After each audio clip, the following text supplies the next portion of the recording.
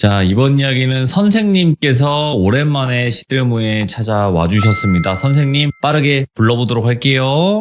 예, 여보세요? 선생님. 예, 오세요. 선생님, 왜 이렇게 오랜만이에요? 오랜만입니다. 선생님, 새해 복 많이 받으세요. 예, 새해 복 많이 받으세요. 네, 항상 건강하셔야 됩니다, 선생님. 네, 알겠습니다. 감사합니다. 네, 오늘 또 잊지 않고 다시 시들무에 찾아와 주셨는데, 오늘 해주실 이야기 주제가 좀 일반적이진 않은 것 같아요, 보니까. 큰 타이틀만 제가 말씀드렸었는데, 맞아요. 동생을 너무 보고 싶어 했던 한 사람에 관한 이야기를 들은 게 있어서, 예. 말씀드리려고 합니다. 그냥 일반적으로 네. 이제 보고 싶어만 한 건 아닐 텐데. 예, 그렇죠. 자, 그럼 도대체 어떤 이야기일지 바로 저희 또 선생님 아니겠습니까? 선생님 이야기 바로 한번 들어보도록 하겠습니다. 렛츠가! 그리십니다. 선생님이에요.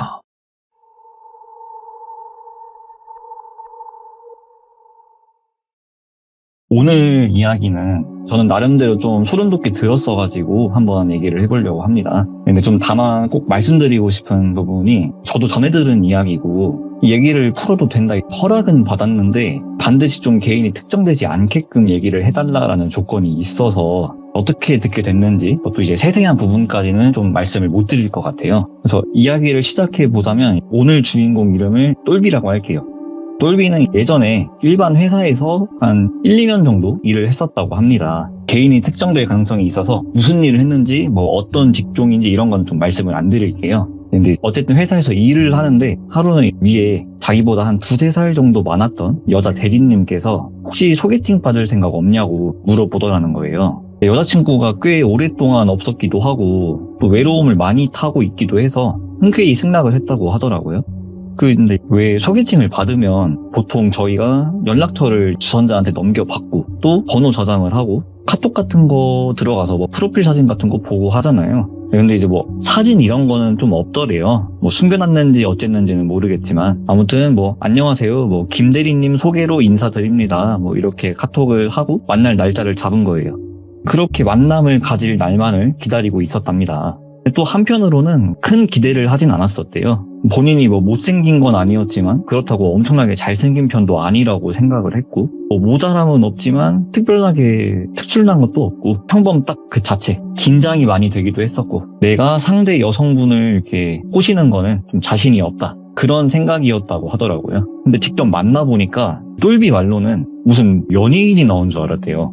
외모가 굉장히 아름다우셨다고 하더라고요. 예.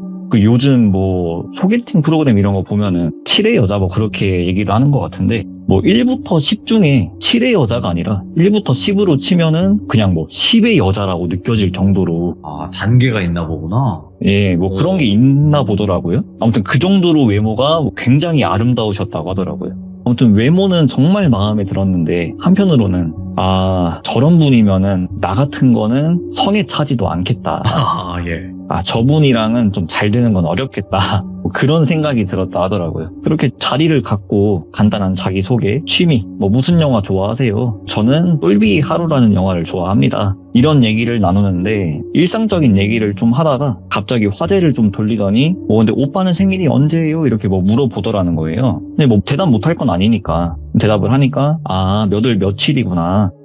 잠깐. 그러면은 오빠가 지금 29살이니까 물론 지금 나이는 좀 예시를 든 겁니다. 아무튼 오빠가 지금 29살이니까 그럼 몇 년생인가 하면서 이렇게 질문을 하더라는 거예요. 그래서 간단하게 대답을 하고 똘순 씨는 생일이 언제예요? 역으로 질문도 하면서 생일을 주제로 얘기를 좀 나누는데 잠깐 중간에 화장실을 들렸다 온다고 하더니 시간이 좀 걸렸대요.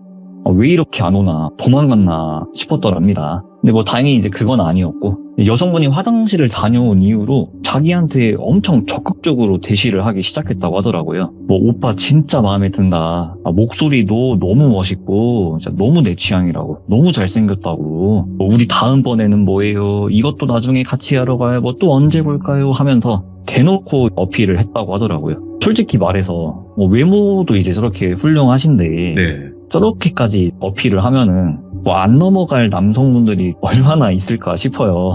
저 같아도 좀 자신이 없을 것 같습니다. 선생님, 예. 똘비도 마찬가지로 그분의 어필에 마음이 확 끌렸다고 하더라고요. 그래서 몇 번의 만남을 더 가진 후에 연인 관계로까지 발전을 했다고 합니다.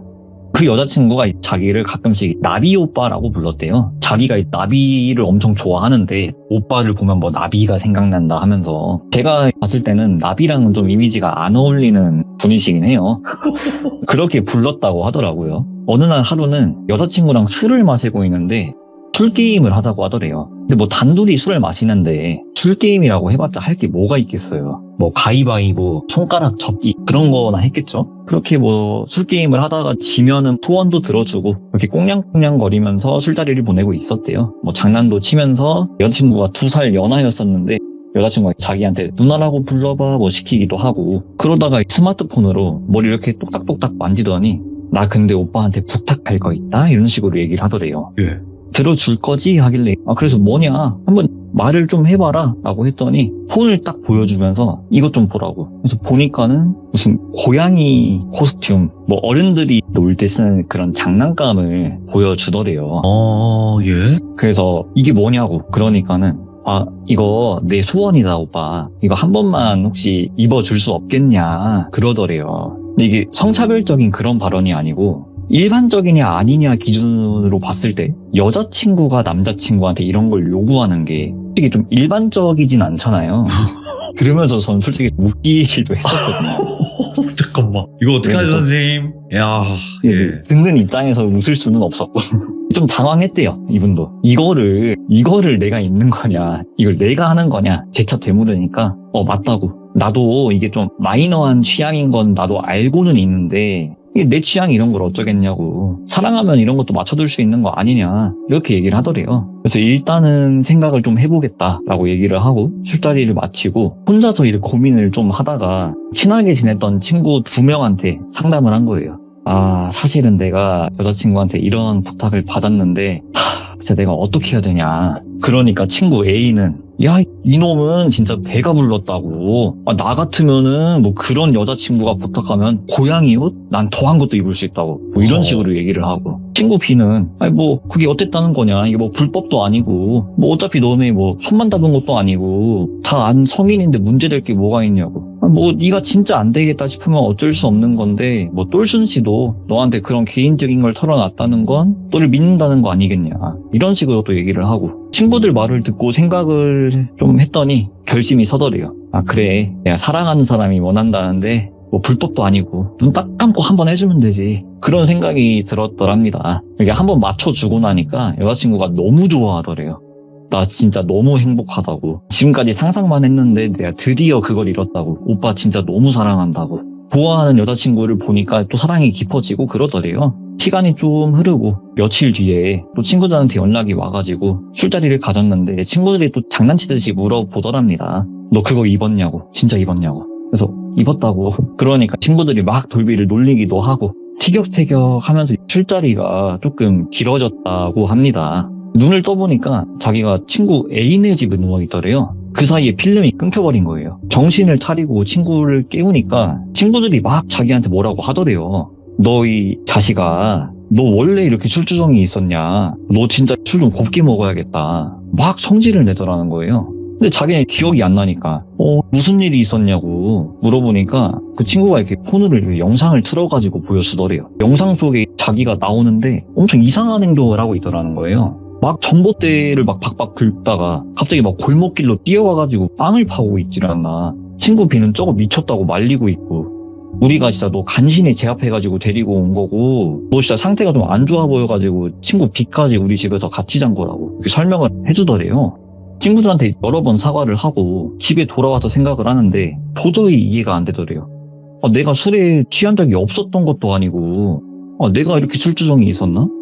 그것보다 내가 어제 인사불성이 될 정도로 내가 술을 마셨나 싶더래요. 그래서 여자친구한테도 이런 상황을 다 설명을 하면서 내가 연락 못해서 미안하다. 뭐 이러이러했다고 하는데 사실 나는 기억이 잘 안 난다. 나도 내가 왜 그랬는지 모르겠다. 그러니까는 똘순이가 우리 오빠 기가 허해져서 그런다고. 내가 우리 오빠 건강 좀 챙겨야겠네 그러더래요. 그래서 돌비가 그때 자취를 하고 있었는데 며칠 뒤에 진짜로 여자친구가 영양제랑 몸보신 할 수 있는 삼계탕 이것저것 한 보따리 들고 집으로 오더래요. 그러면서 이거는 뭐가 어디에 좋고 이거는 며칠에 한 번씩 챙겨 먹어야 되고 하나하나 더 설명을 해주다가 아 오빠 이거는 꼭 물에 타서 먹어야 된다고. 이게 한약재 갈아서 만든 가루인데 이게 몸에 진짜 좋은 거라고 그러더래요. 돌비가 자취하면서 보통 자취하면은 생수를 많이 시켜 먹잖아요. 물 대신에 그 몇 개를 딱 뜯더니 그 가루를 섞으면서 아 나도 아플 때는 꼭 챙겨 먹는 거라고. 근데 이게 꾸준히 먹어야 효과가 있는 거니까 물에 타놓고 매일 마셔야 되는 거라고 그러더래요. 여자친구가 보여준 성의가 있으니까 그걸 한 컵 따라서 마셨대요. 근데 뭐 별다른 건 없었고 그냥 뭐 고소한 맛이 좀 났고 그 이후로 여자친구가 준 걸 잘 챙겨 먹었는데 그럴 수밖에 없던 게 여자친구가 전화할 때마다 확인을 좀 했대요. 오빠 오늘 뭐 비타민 먹었냐, 오메가3는 먹었냐, 뭐 그 한약재 이제 섞은 물은 먹었냐 물어봤다 하더라고요. 근데 이게 저희가 돌비 공포 라디오에서 이 얘기를 하니까 이상해 보이는 거지. 일반적인 상황이면요, 저 같아도 아, 여자친구가 나를 많이 챙겨준다 그렇게 느꼈을 것 같아요. 돌비도 그랬대요. 아, 여자친구가 나를 이 정도로 많이 신경 써주는구나, 나를 이만큼이나 사랑하는구나. 그래서 며칠 동안 여자친구가 챙겨준 것들을 챙겨 먹으면서 그래서 그랬는지는 몰라도 건강이 조금 좋아진 것 같기도 하고 뭐 평상시보다 기운도 좀 더 나는 것 같기도 하고 그러더랍니다. 시간이 조금 흐르고 하루는 여자친구랑 데이트를 하는데 여자친구가 그런 얘기를 하더래요. 우리도 커플 운세 보러 가자고. 자기가 진짜 잘 보는 거 알아놨다고. 보통 커플들이 재미삼아서 운세, 타로 이런 거 많이 보잖아요. 아무튼 점을 보러 가니까 점쟁이가 이것저것 물어보더래요. 이름이 뭐냐, 뭐 한자는 어떤 걸 쓰냐, 태어난 날, 시간은 언제냐. 대답을 하고 나니까 뭐 되게 좋은 얘기를 해주시더래요. 너네 둘은 천생연분이다. 100년 해로할 사주다. 절대로 헤어지면 안 되고 네 사주에 딱 맞는 여자, 이런 사주가 진짜 나오기 힘든데 둘이 잘 만났다고. 그러니까 여자친구도 그걸 듣고 엄청 좋아하고 여자친구가 오빠 여기 진짜 잘 본다고. 근데 나 진짜 개인적으로 좀 물어보고 싶은 게 있어서 그러니까 잠깐 좀 밖에서 기다려주면 안 되겠냐고 그러더래요. 그래서 조금 기다리니까 여자친구가 나왔고 별 이상한 거 없이 데이트는 잘 마무리가 됐대요. 그렇게 여자친구랑 즐거운 나날들을 보내면서 시간이 좀 흘렀고 어느덧 시간이 좀 지나서 회사에서도 인사발령 시즌이 됐다고 하더라고요. 부서가 바뀌면서 새로운 팀원들을 만나게 됐는데 이 돌비 성격이 좀 둥글둥글해요. 사회성도 되게 있고 그러다 보니까 새로운 팀원들이랑도 금방 친해졌다고 합니다. 그중 한 분만 유난히 자기를 좀 배척하고 싫어하는 티를 강하게 냈다고 하더라고요. 그분 이름을 준현이라고 할게요. 놀랬네. 이게 놀랄 수밖에 없어요. 그 이름. 예. 되게 무서우신 분이어가지고. 굉장한 분이죠. 예, 악명 높고. 그래서 아무리 생각해봐도 내가 준현이 이분한테 잘못한 게 없는데 싶어가지고 기회를 보다가 따로 좀 말씀을 드린 거예요. 잠깐 얘기 좀 할 수 있겠냐. 그러면서 혹시 제가 뭐 실수하거나 그런 게 있으면 말씀을 조금 해주십시오. 제가 정식으로 사죄드리고 고칠 부분이 있으면 고치겠습니다. 이렇게 정중하게 얘기를 하니까 준현이가 진짜 이걸 제가 어떻게 말씀을 드려야 되나.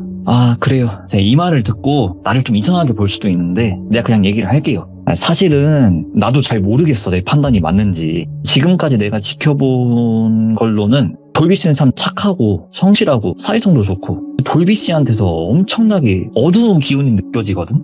이렇게 얘기를 하더라는 거예요.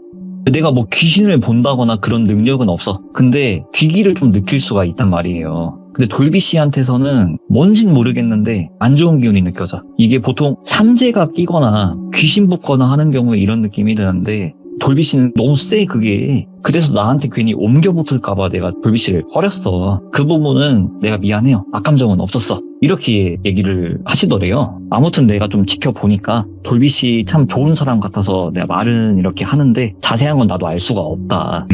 한번 유명한 점쟁이나 무당을 한번 찾아가봐라. 내가 이런 걸 느껴서 틀렸던 적은 진짜 한 번도 없으니까 한 번 정도는 찾아가 보는 걸 추천한다. 강하게 말씀을 하시더래요. 그 말을 듣고 나니까 예전에 술주정 사건도 좀 생각이 나면서 이거는 내가 좀 진짜로 한번 찾아가 봐야겠다. 그래서 여자친구랑 점 보러 갔던 데가 생각이 나가지고 그쪽을 찾아가는데 거기가 그 점집 많은 그런 거리였대요. 보통 번화가 가면 그런 데가 많이 있잖아요. 타로, 점집 이런 거 쭉 깔려있는. 그쪽을 원래는 여자친구랑 갔던 곳을 가려고 했는데 갑자기 뭐 다른 곳이 눈에 확 들어오더래요. 별건 없었는데 그냥 간판만 딸랑 돌비신녀 이렇게 적혀있는 점집이었는데 왠지 모르게 그곳이 끌리더래요. 그래서 문을 살짝 열면서 계십니까? 하면서 문을 열고 들어가는데 내부도 뭐 별거 없고 그냥 뭐 가운데 식탁처럼 생긴 테이블 하나 있고 조명은 좀 칙칙하고 그런 분위기의 점집이었대요. 식탁같이 생긴 테이블 앞에 나이가 조금 연로하신 할머니 한 분이 앉아 계셨는데 저 사장님 혹시 여기도 운세 사주 이런 거 보는 데냐고 이렇게 여쭤보니까 갑자기 뜬금없이 아이고 이상한 게 찾아왔네. 잘 들어. 너는 점이고 사주고 지금 그게 중요한 게 아니야. 이렇게 대뜸 말씀을 하시더라는 거예요. 예. 그래서 무슨 얘기냐고 뭐 이런저런 얘기를 나누고 보니까 이렇게 말씀을 하시더래요. 지금 네 뒤에 뭔가가 너를 지금 죽일 듯이 노려보고 있다. 너 뭐 범죄자냐고. 남한테 원한 산 적 있냐고. 아니 없다고. 나는 그런 일을 진짜 한 적도 없다. 그러니까는 참 이상하다. 옛날 같았으면 이런 거 하는 건 일도 아니었는데 아유 내가 참 신발이 많이 떨어지긴 했나 보다고. 내가 먹고 살려오다 보니까 이런 데까지 밀려났지만서도 그래 이렇게 네가 찾아오게 된 것도 내 팔자겠지 얘기를 하시더래요. 근데 지금 당장에 내가 신발이 떨어졌다 보니까 뭐 해줄 말은 없고 온 김에 전화번호나 하나 남겨놓고 가라고. 점집을 찾아서 찝찝한 기분을 해소를 하려고 찾았던 건데 이런 말까지 들으니까 기분이 더 안 좋잖아요.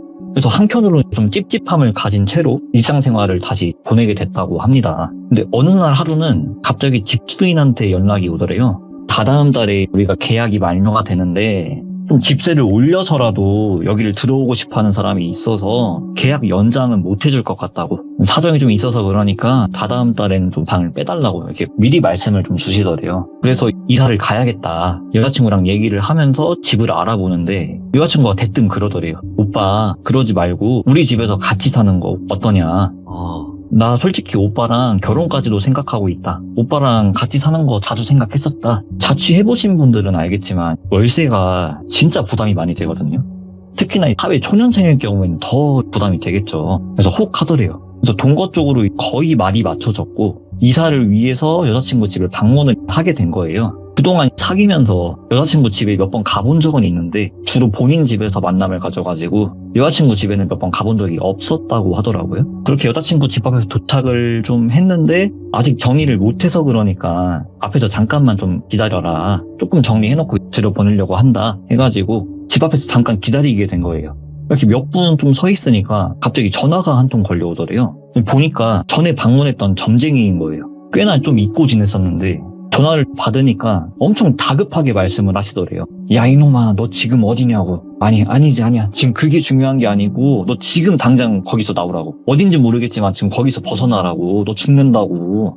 근데 이게 원래 무속신앙이나 뭐 민속 이런 걸 좀 믿으시는 분들은 귀 기울여서 들으시겠지만 평소에 이런 거에 관심 없었던 분들이 이런 상황에 처하게 되면 솔직히 약간 미친 사람으로밖에 안 보이잖아요. 그렇죠. 그래서 기운을 느끼거나 보시는 분들한테는 정말 죄송스러운 말씀이지만 돌비가 보기에도 그랬던 거예요.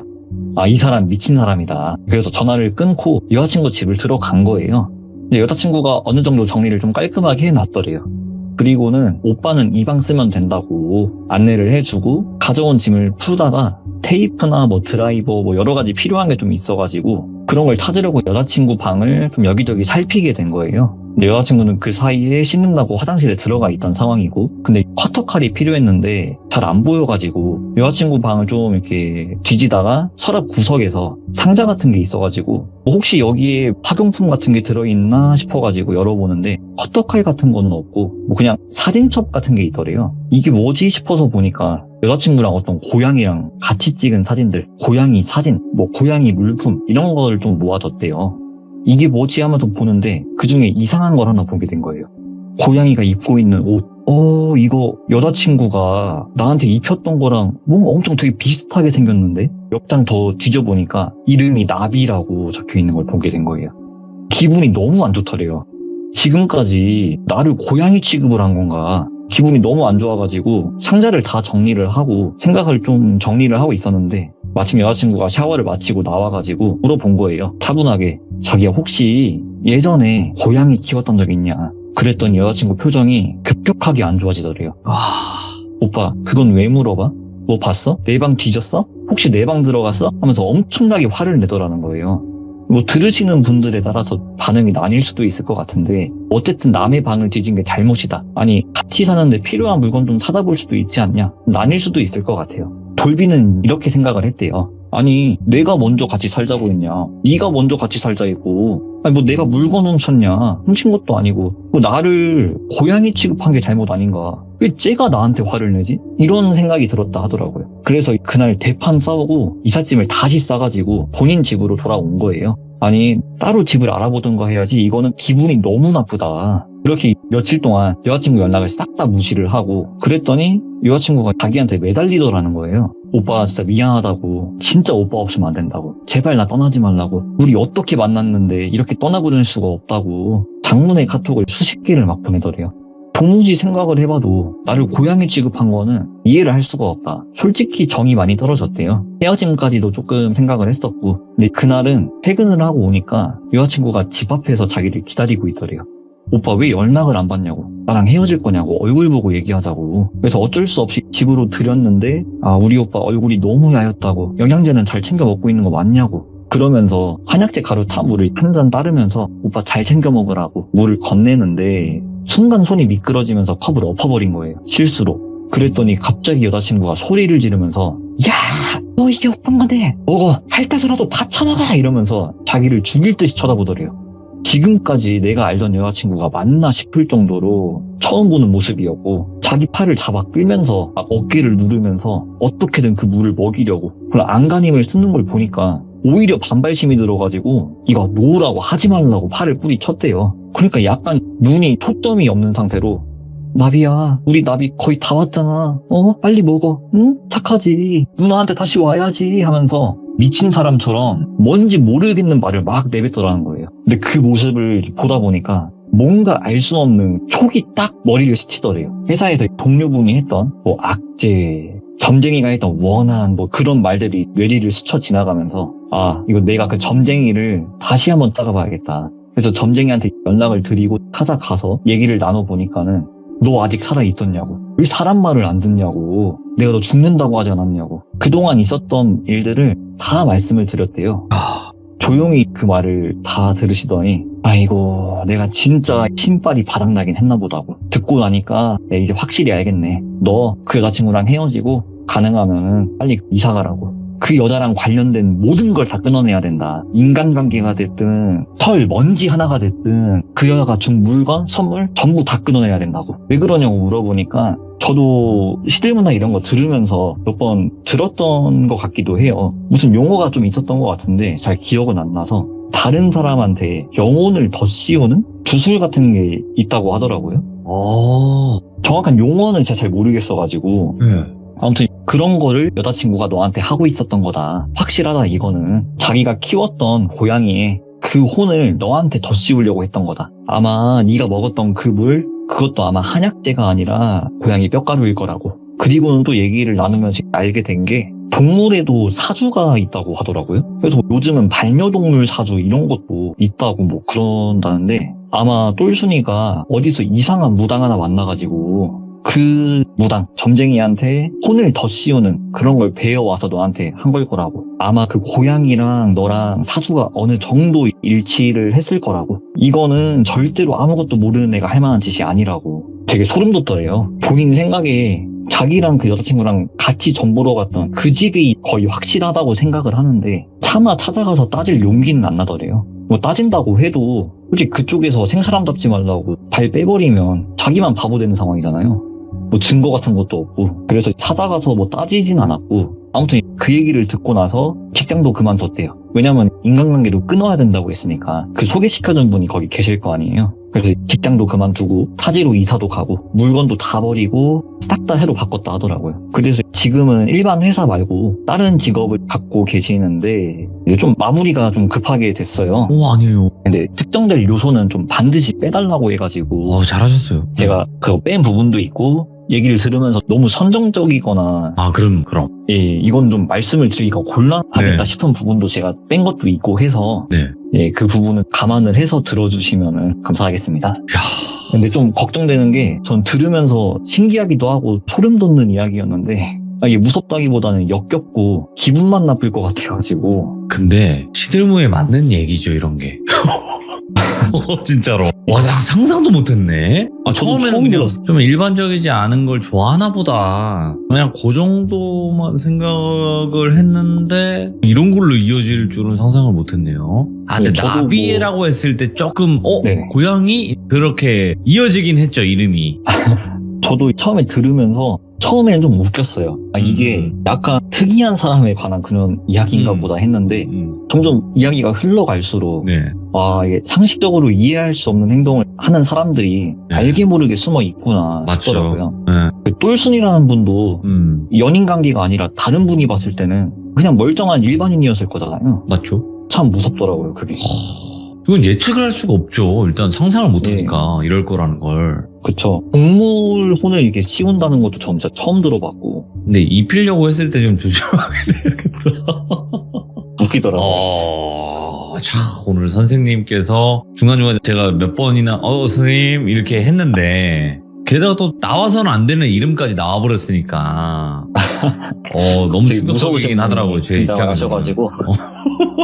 아무튼 오늘 선생님 너무 이야기 잘 해주셔서 감사드리고 이게 네. 그냥 편하게 뭐 있는 그대로 얘기를 다 해버리면 선생님도 편해요. 근데 특정이 될 수도 있고 뭐 그런 걸 또 걱정하셨던 분이었다 보니까 이야기를 들려주신 분이 그래서 그런 그쵸. 점 양해 다시 한번 부탁드리고 오늘 선생님 너무너무 또 이야기 잘 들려주셔서 저희는 너무나 재미나고 무섭게 들었습니다. 감사합니다, 선생님. 네, 감사합니다. 네. 네. 자, 이번 이야기는 시청자 선생님께서 찾아와 주셨습니다. 네, 닉네임은 선생이고요. 님자는 원래 님자를 붙이니까. 그래서 원래는 선생인데 선생님으로 불리고 있습니다. 바로 만나보도록 할게요. 네, 여보세요? 선생님. 네, 안녕하세요. 아이고, 항상 선생님 하니까. 좀 너무 많은 가르침을 받고 있습니다. 또 시험을 또 네. 봐야 되는데. 네네네. 제가 돌비 능력고사 한번 출제 한번 해보겠습니다. 네. 저희 많은 시청자분들도 이번엔 꼭 붙어야 되거든요. 난이도가 너무 어려워가지고. 맞죠. 쉽게 네. 붙으실 수는 없을 거예요. 아유, 시험이라는 게 원래 많이 떨어뜨리려고 하는 거 아니겠습니까? 그렇죠. 네. 자, 오늘 선생님께서 찾아와 주셨는데 오늘 해주실 이야기는 어떤 무서운 이야기가 될까요? 오늘 이야기는 큰 틀만 말씀드리면 사이코패스입니다. 사페? 네. 오호, 알겠습니다. 그러면 바로 출발을 해보도록 하겠습니다. 렛츠고! 길이십니다. 선생님이에요.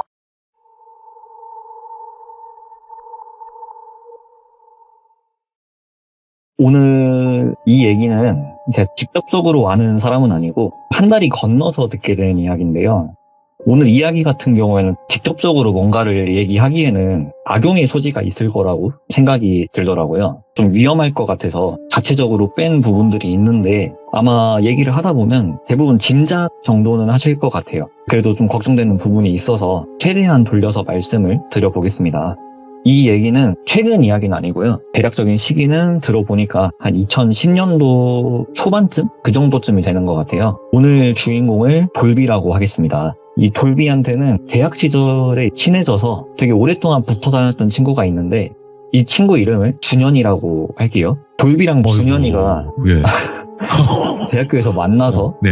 계속 붙어 다니면서 친하게 지냈었는데 졸업 시즌이 됐고 어느 회사를 들어가야 될까 고민하면서 여기저기 면접도 보고 취업시장의 문을 두드리고 있었대요. 그러다가 운 좋게 같은 회사에 취직을 하게 된 거예요.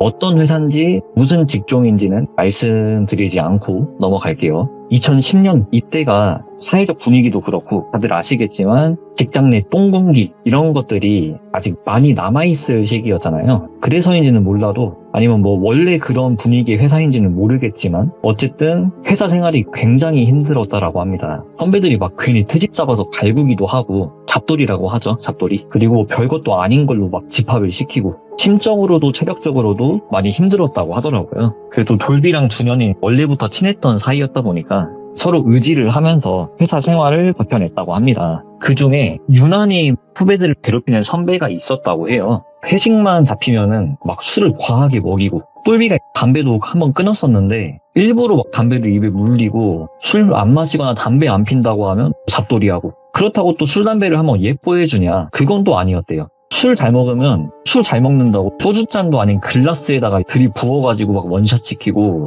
또 담배 피면 또 담배 없다고 하면 또 담배 뜯어가고 그렇게 괴롭힘을 많이 당했다고 해요.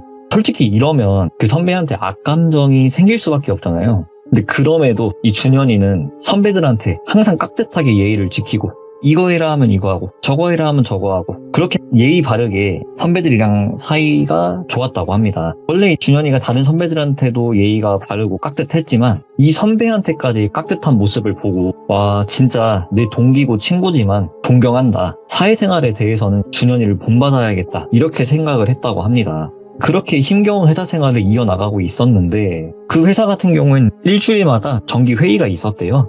그날이 회의가 있었던 날이었는데 회의가 끝나고 회의실을 나가고 있는데 갑자기 뒤에서 소리가 들리더라는 겁니다. 그러더니 선배들이 막 야 119 다급하게 소리를 지르더래요. 당연히 뒤를 돌아볼 수밖에 없잖아요. 뒤를 돌아보니까 유난히 자기들이 괴롭히던 그 선배가 바닥에 쓰러져 있더래요. 그래서 신고를 하고 조금 기다리니까 구급차가 왔고 병원으로 이송이 됐대요. 근데 되게 안타까운 얘기지만 결과는 사망, 돌아가셨다고 합니다. 사유를 들어보니까 심근경색이라고 하더라고요. 지금이야 직장 내에서도 그렇고 예. 심폐소생술 같은 교육을 의무적으로 하게 되어 있고요. 남자분들 같은 경우에는 군대에서도 많이 배우고 오잖아요. 네. 그래서 요즘 되게 많은 분들이 심폐소생술을 할 수 있지만 2010년도 그 당시에는 이런 교육이 의무가 아니었다고 하더라고요. 네. 그래서 뭐 손 써보지도 못하고 돌아가셨다고 합니다.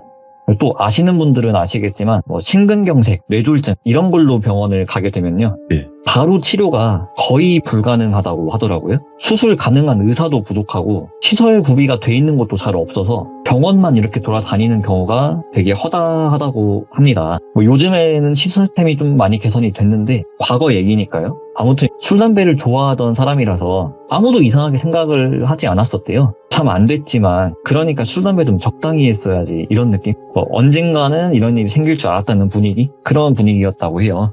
하필 그 선배가 돌아가신 시기가 회사에 좀 중요한 프로젝트가 있는 시기였는데 사람이 죽었어도 회사는 굴러가야 되잖아요. 그래서 그 선배 업무를 다른 사람들이 나눠서 할 수밖에 없는 거죠. 일이 더 바빠져 버린 거예요, 하필. 그러다 보니까 그렇게 바쁜 회사 생활을 또 굴러가고 근데 시간이 좀 지나고 프로젝트가 마무리되어 갈 때쯤 되니까 뭐 어떤 모르는 분이 회사에 방문을 해서 준현이를 찾았다고 합니다. 어떻게 오셨냐고 물어보니까는 준현이라는 분을 찾아왔다고. 자기가 사실 A 선배 누나인데 준현이가 꼭 늦은 시간에 퇴근을 하더라도 장례식장에 들려서 유가족들을 챙겼고 장례 처리하는 거나 이런 것들을 도와줘서 너무 고마워가지고 감사 인사라도 꼭 전하고 싶어서 이렇게 늦게라도 찾아왔다. 이렇게 얘기를 하더래요. 그래서 똘비가 속으로는 내가 진짜 몰랐는데 A 선배가 많이 괴롭히기는 했지만 준현이가 그래도 둘만의 애증에 뭔가가 있었나? 내가 모르는 뭔가가 있었나? 싶었대요. 그 후로 또 회사 생활을 이어나가는데 잊을만 하면 꼭 회사 사람들한테 일이 하나씩 생기더라는 거예요. 누구는 교통사고가 심하게 나서 치료 때문에 휴직을 하고 또 어떤 분은 사고로 시력을 잃어버리게 되고 그런 크고 작은 사고들이 생기면서 회사 내에서 인원 변동이 굉장히 잦았다고 합니다.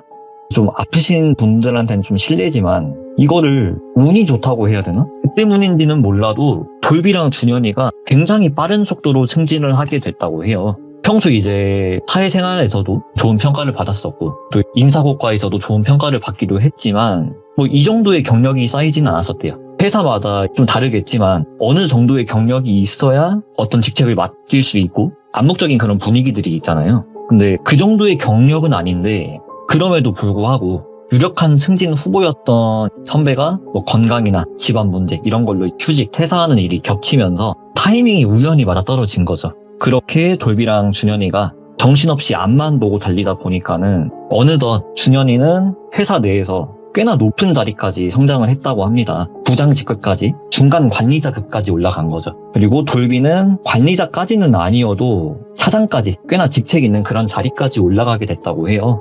그리고 시간이 좀 흘러서 정기 회의를 하고 있었대요. 이때는 준현이가 관리자니까 준현이가 회의를 주도했겠죠. 딱 회의를 마치려고 하는데 준현이가 갑자기 운을 띄우더니 말을 하더래요.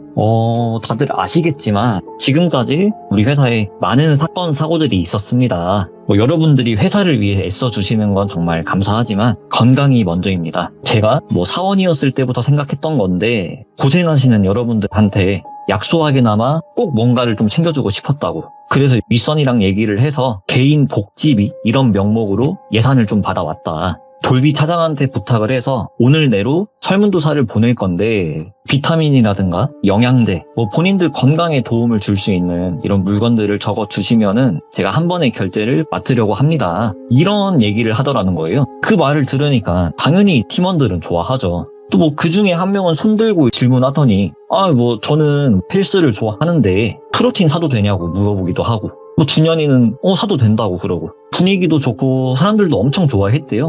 그래서 돌비도 일을 하면서 눈이 좀 안 좋아졌었는데 루테인, 오메가3 이런 거 적어가지고 보냈다고 해요. 몇 주 좀 지나니까 해당 물건들이 실제로 회사에 도착을 했고 배부 받아서 영양제도 잘 챙겨 먹고 그랬다고 합니다. 얼마나 시간이 지났을까? 자기도 차장이라는 직급에 어느 정도 적응이 되어 가고 준현이도 부장이라는 직급에 적응을 한 것 같은 그런 시기가 됐을 때 신입 하나가 또 오게 된 거예요.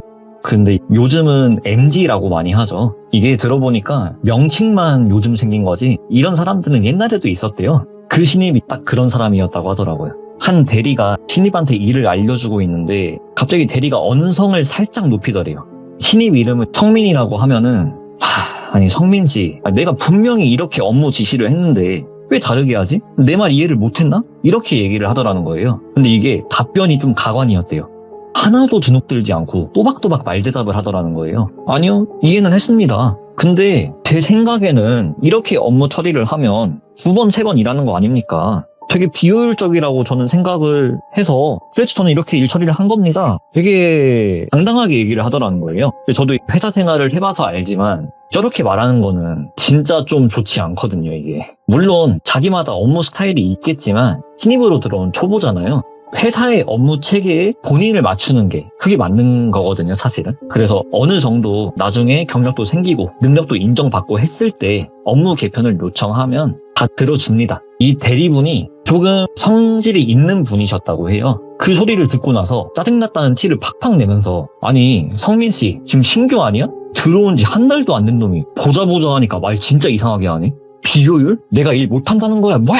이러면서 회사에 왔으면 회사 체계를 따라서 진짜 요즘 것들은 진짜 이러면서 가슴을 팍팍 치더래요. 예. 언성이 조금 높아지니까 그걸 들었는지 준현이가 부장실에서 조용히 걸어 나오면서 무슨 일이에요? 이렇게 조용히 묻더래요. 그러니까 대리가 설명을 한 거죠. 이러이러한 상황이다. 진짜 짜증나서 못 해먹겠다고. 아니 얘 다른 부서로 보내고 다른 사람 데려오면 안 되냐고. 그러니까 준현이가 일단 무슨 상황인지는 알겠어요. 제가 잘 얘기해 볼 테니까 대리님도 좀 진정하시고요. 저기 성민씨라고 했나? 점심에 같이 나가서 식사라도 저랑 같이 합시다.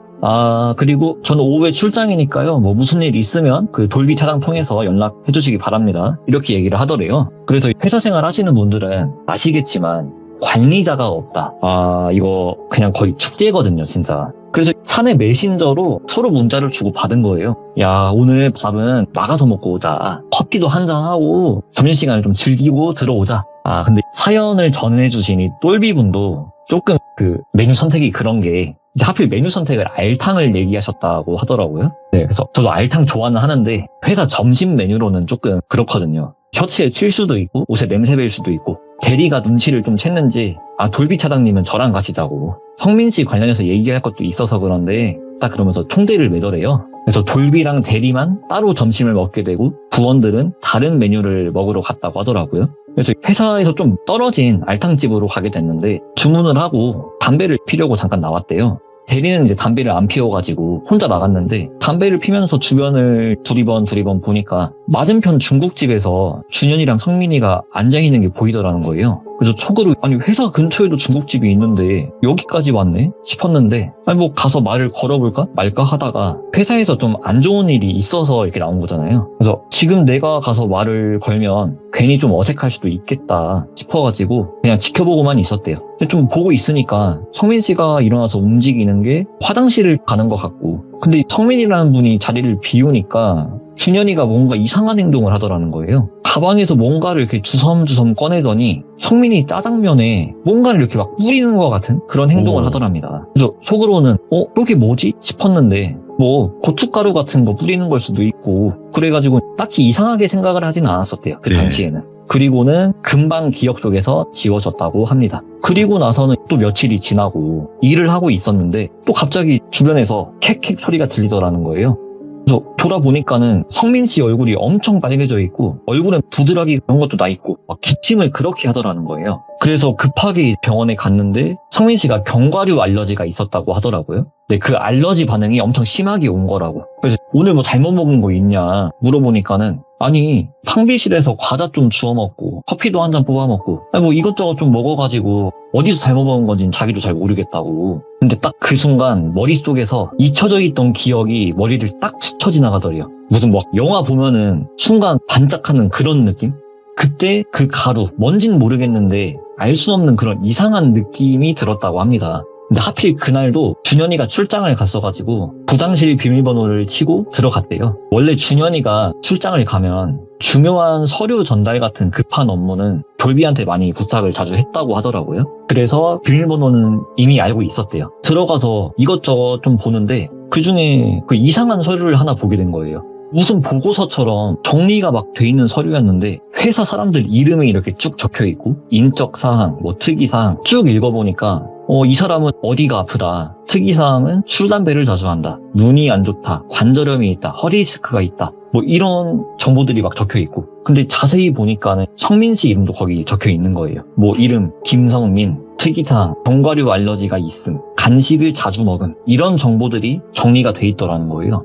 속으로는 아니겠지라고 생각을 하면서도 뭔가 알 수 없는 그 이상한 느낌이 사라지질 않더라는 거예요. 그래서 조금 더 사무실을 뒤져보니까 그 서랍 깊은 곳에 조미료통, 후추통 그런 게 보여가지고 휴지를 조금 뜯어서 그 가루를 챙겨가지고 나와서 성분 검사를 맡겼다고 하더라고요. 근데 저도 몰랐는데 그 시절에도 그 성분 검사할 수 있는 그 사설 업체들이 있었다고 해요. 저도 듣기로는. 그래서 며칠 이렇게 기다리니까 결과서가 나왔다고 합니다. 결과서를 쭉 읽어보니까 원재료 특정할 수 없음. 땅콩, 호두 등의 견과류로 추정되나 원재료는 특정할 수 없고 최소 2가지에서 3가지 정도가 섞여 있다. 그렇게 쓰여져 있더래요. 보는데 진짜 뭔가 앞뒤가 맞아지는 그런 느낌이 들면서 소름이 돋더래요. 그래서 속으로는 이거를 내가 준현이한테 바로 찾아가서 확인을 해야 되나? 아니 근데 그냥 내가 견과류 좋아해서 내가 먹으려고 놔둔 거다. 너 여기 왜 함부로 들어왔냐? 내 뒷조사했냐? 그래버리면 할 말이 없고 또 아니 이거 내가 성민이한테 직접적으로 먹였다는 그런 증거 있냐 해버리면은 할 말이 없는 그런 상황이잖아요. 그래서 또 괜히 사이가 서먹서먹해질까봐 그런 것도 좀 걱정이 되고 어떻게 해야 되나 고민을 하다가 회사 내에서 수소문을 좀 해본 거예요. 혹시 최근에 좀 아팠던 분이나 좀 큰일을 겪었던 분이 없냐고. 그랬더니 자기네 부서랑은 교류가 잘 없는 그런 다른 부서에서 한 부장님이 최근에 뇌졸중으로 쓰러져서 병원을 다니고 있다. 그런 소식을 듣게 된 거예요. 같은 회사니까 연락처 알아내기는 되게 쉽겠죠. 친하지는 않지만 몇 번 얼굴도 본 적이 있는 사이였대요. 그래서 타 부서 부장님한테 연락을 해서 저 어디 부서의 똘비입니다. 우연히 소식을 듣게 됐는데 몸은 좀 괜찮으십니까? 이렇게 연락을 하게 된 거죠. 그렇게 병문안을 가서 살살 캐물어 봤다고 합니다. 어쩌다가 그렇게 되셨냐? 아니 모르겠다고. 갑자기 쓰러져서 나도 되게 당황스럽다고. 아니 뭐 평소 지병 같은 거 없으셨냐고. 뭐 지병 이런 거 따로 없었다고. 그렇게 얘기를 나누다 보니까 알게 된 게 이분이 술을 엄청나게 좋아하세요. 일주일에 한 4번, 5번 정도 드시고 담배도 되게 좋아하시고 그리고 또 알게 된 게 준현이가 준 영양제도 꽤나 오랜 동안에 챙겨 먹고 있었다는 정보를 알게 된 거예요. 그래서 지금도 그 영양제를 드시고 계시냐 물어보니까는 지금도 갖고 있다고. 주섬주섬 꺼냈더니 보여주시더래요. 이 영양제를 구경을 하면서 진짜 건강관리 잘 하셔야 된다고. 저도 눈이 안 좋아가지고는 루테인도 막 챙겨 먹고 오메가3도 먹고 있고 그런 식으로 얘기를 좀 돌리면서 그 부장님이 안 볼 때 그 영양제를 몇 알을 챙긴 거예요, 몰래. 그리고 나서 바로 성분검사 의뢰를 맡겼대요. 좀 기다리니까 또 결과서가 나왔고 보니까는 이거는 비타민이 맞다. 그렇게 적혀 있더래요. 근데 몇 알은 영양제가 아니라 직접적인 언급은 좀 피하겠습니다. 몇 알은 영양제가 아니라 무언가를 피할 때 쓰는 약, 그 성분이 섞여있다. 그런 섞여있는 약이다 라고 적혀 있더래요. 근데 이게 똘비가 봐도 완전히 똑같이 생겼어요. 이게 그 비타민이랑 뭐가 섞여있는 약이랑 완전히 똑같이 생겼대요. 그래서 저도 물어봤죠. 아니 이게 가능한 거냐? 다를 수밖에 없지 않냐? 그랬더니 물어보니까 일도 아니래요. 이게 되게 그 간단한 기구 하나만 있으면 가루 내서 섞어가지고 다시 모양만 찍어내면 만들어내는 거 일도 아니라고 하더라고요. 어머. 심지어 얼마 하지도 않는데요, 그 기구는. 검색해가지고 보여주시는데 아무나 살 수가 있고 되게 얼마 하지도 않고 직접 검사해보지 않는 이상 진짜 아무도 모른대요, 진짜로. 직접 검사해보지만 않으면은. 아무튼 그 결과서를 보는 순간 똘비는 확신을 했대요. 아, 준현이가 지금 불법적인 뭔가를 지금 저지르고 있구나. 지금 알게 모르게 뒤에서 사람들 뒷조사하고 그걸 이용해서 뭔가를 지금 하고 있구나. 아, 이거를 어떻게 해야 되나 하다가 태어난 척 준현이한테 술 약속을 잡았대요. 오랜만에 술이나 한잔 하자고. 고깃집을 갔는데 평상시처럼 얘기를 하다가 돌비가 말을 꺼낸 거예요. 야, 준현아, 내가 저번에 그 친구들이랑 먹어봤는데 야, 고기에다가 이거 뿌려 먹으면 야, 그렇게 맛있다. 이러면서 그 견과류 가루를 꺼냈대요. 조그만한 조미료통에 넣어서 가져왔었는데 준현이가 그걸 보더니 아무렇지 않다는 듯 이거 뭐냐? 뭔데 그렇게 맛있대? 그렇게 태어난 척 물어보더래요. 근데 똘비는 그 순간에 분명히 봤대요. 한 1초? 3초? 굉장히 짧은 시간인데 표정이 굳었다가 풀려지는 거를 확실하게 봤대요. 그래서 이제 돌비가 이거 땅콩이랑 호두랑 그런 거 갈아 놓은 가루인데 고기에 뿌려 먹으면 그렇게 맛있다고 하더라고. 그렇게 이제 얘기를 하고 또 술자리를 갔다가 돌비가 다시 한번 얘기를 꺼냈대요. 우리 나이도 있고 하니까 숙취해소제 없으면은 일상생활이 안 된다고, 이제 일을 못 한다고, 술 마신 날에는 꼭 이거 먹어야 되는 거라고 하면서 안주머니에서 주섬주섬 꺼내가지고 준현이한테 그 약을 이제 건네준 거죠. 그러면서 이번에는 그 영양제를 꺼낸 거예요. 그 순간 준현이 표정이 바뀌더래요. 표정이 완전히 굳어가지고 정색을 하더래요. 그리고는 돌비가 준현이한테 물어본 거죠. 준현아, 너 도대체 너 진짜 무슨 짓을 하고 다니는 거냐? 그랬더니 준현이가 이거를 어디서부터 말을 해야 될까? 그러더니 갑자기 손을 뻗더니 자기 테이블 위에 올려져 있던 자기 폰을 냅다 가져가더래요. 그리고 자기 폰을 이렇게 주섬주섬 이렇게 뭘 보더니 녹음은 안 하고 있네 이러더라는 거예요. 돌비는 진짜로 걱정되는 마음에 말을 했대요. 야, 준현아, 너 진짜 이러면 안 된다. 너 이거 범죄인 거 모르냐? 그랬더니 준현이가 그러니까는 너 진짜 말 이상하게 한다. 아니 뭐가 범죄야? 나는 아무것도 한 게 없어. 내가 너한테 내가 뭐 했다라고 말한 적 있어? 나는 아무것도 한 게 없어. 이런 식으로 얘기를 하더래요. 그랬더니 돌비가 다 알고 왔다고. 내가 정확한 인과관계까지 증명해낼 수는 없지만 나 똑똑히 봤다고. 너 사무실에 그 사람들 개인정보 그거 왜 모아놓은 거냐고. 저번에 성민이 그 알러지 반응으로 알러지 때문에 그 실려간 것도 아냐고 모르냐고. 너 성민이가 견과류 알려지는 거 알고 있지 않냐고 막 따진 거죠, 준현이한테. 그러니까 준현이가 턱을 괴고 한참 생각을 하다가 말을 꺼내더래요. 야, 똘비야, 근데 너도 이득 봤잖아. 덕분에 너도 승진했고 사장 달았잖아. 야, 그리고 내가 먹였냐? 내가 그 사람들 강제로 입 벌리고 먹였어? 아니잖아. 나는 그냥 판만 깔아줬어. 그 사람들 다 자기 손으로, 자기 입으로, 자기 의지로 먹은 거 아니야. 그게 왜 내 탓이야? 궤변을 늘어놓더래요. 그러더니 야, 너는 진짜 내 친구라고 생각을 했는데 이렇게 된 이상 너는 같이 일하기는 어렵겠다. 그렇게 말을 하더래요. 돌비는 이제 들으면서 어이가 없는 거예요. 아니, 잘못은 네가 저질렀는데 왜 내가 그만둬? 이거예요. 그래서 살짝 언성을 높여서 얘기를 했대요. 아니, 왜 내가 그만두냐고. 내가 너 이거 회사에 다 알릴 거라고. 그랬더니 갑자기 이상한 말들을 막 꺼내더래요. 뭐 채돌비 몇 살, 직장 어디 주소를 막 읽고 어디가 안 좋은, 뭐 채돌순 몇 살 이러면서 본인 가족들 개인정보를 막 읽더라는 거예요. 그래가지고 너 뭐냐고, 너 그런 거는 왜 알고 있냐고 물어보니까는 준현이가 돌비야, 내가 너 친구라고 생각해서 마지막 기회 주는 거야. 너 생각 잘해. 어머니 아버지 건강 챙기셔야지. 그러더라는 거예요. 그러더니 나 먼저 간다 이러고 그냥 가더래요. 돌비는 그 삼겹살 집에 앉아가지고 한참을 생각을 했대요. 이걸 도대체 어떻게 해야 되나. 이걸 좀 답답하실 수도 있는데 저도 들으면서 생각을 했거든요. 아니, 증거물도 있겠다. 경찰에 신고를 해야 되는 거 아니냐. 그랬더니 그분이 그렇게 얘기를 하시더라고요. 신고를 하면 넌 뭐라고 신고할 건데? 그 말을 들으니까는 생각을 해보니까 저도 할 말이 없는 거예요. 그러네. 이거 인과관계를 준현이가 먹였다는 거를 증명해낼 수가 없는 거예요. 예.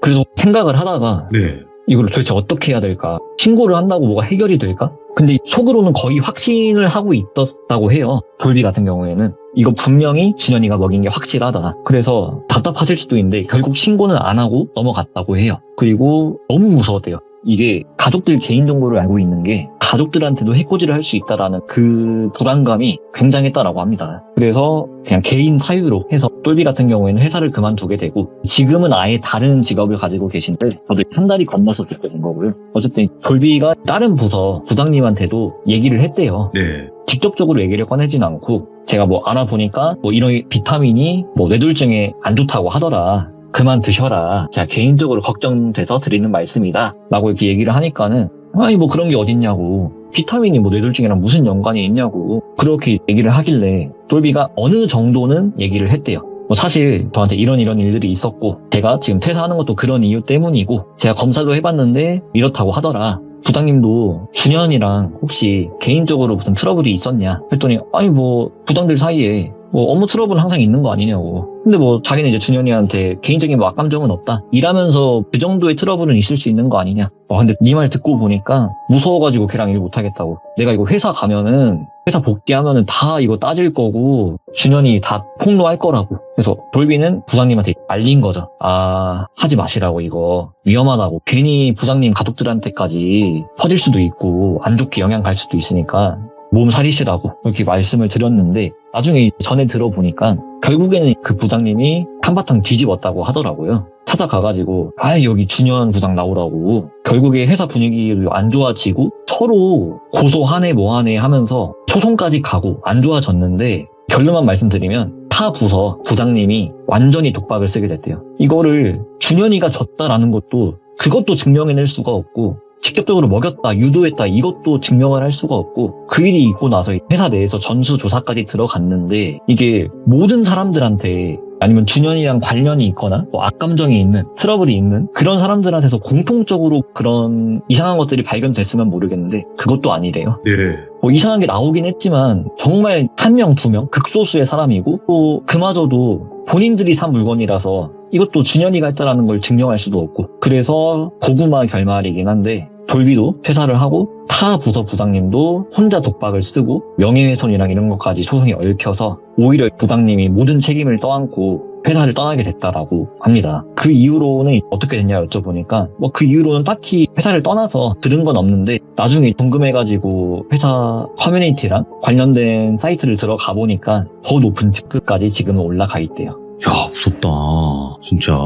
들으시면서 네네. 아마 많은 분들이 이건 이상하다, 말이 안 된다 싶었던 부분도 아마 있었을 거예요. 뭐 인사고가 많이 좋게 받았다고 승진을 하냐, 적격자가 없다고 부장을 달리하냐, 좀 이해가 안 되시는 부분도 있었을 건데 제가 뺀 부분도 되게 많고 살짝 변형시킨 부분도 엄청나게 많습니다. 이게 아마 전부 다 있는 그대로 말씀드리면은 방송 못 나갈 것 같아요, 진짜로. 그 정도예요? 네. 오늘 그래도 선생님께서 이 이야기를 조금은 뭐 비틀었다고는 얘기하시지만 그래도 너무 충격적인데 이거 엄청나게 많이 빼고 엄청나게 그러니까. 많이 바꿨어요. 아무튼 너무너무 우리 선생님 감사드리고 다음번에 선생님 수업도 잘 들을 수 있게 준비하도록 하겠습니다. 네, 감사합니다. 네, 아이고 감사합니다. 고맙습니다. 네, 감사합니다. 네. 자, 이번 이야기 또 선생님께서 들려주신 아주 또 섬뜩한 실화 경험담이었고 여러분들의 경험담도 많이 기다리고 있습니다. 언제든 제보 부탁드리도록 할게요. 감사합니다.